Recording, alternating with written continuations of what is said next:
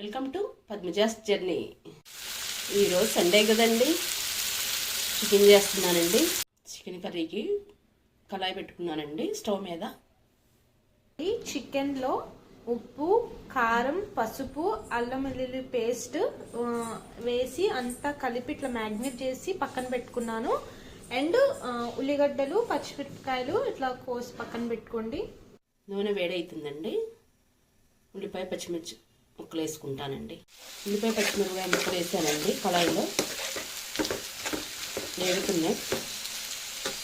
Golden brown colour వచ్చిందాక వేయించుకుందామండి. ఉల్లిపాయ బాగానే మగ్గిందండి. చికెన్ వేసేసాను ఇప్పుడే. చికెన్ వేగుతుందండి. ఈ చికెన్ కర్రీ కదండి, కొంచెం వేగిన తర్వాత నూనెలో వేగిన తర్వాతనే వాటర్ పోసుకోవాలండి.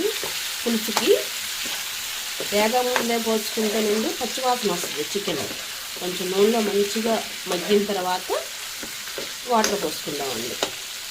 Chicken curry ఉడుకుతుందండి.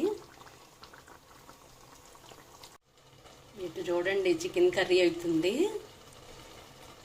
తొక్క ఉడుకుతుంది చూడండి చికెన్ ముక్కలు.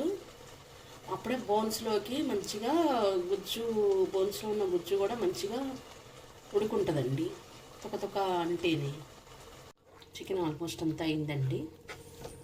ఇప్పుడు మసాలా పొడి వేసుకుంటున్నాను.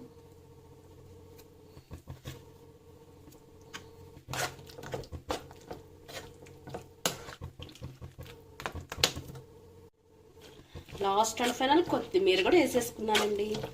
Chicken curry ready.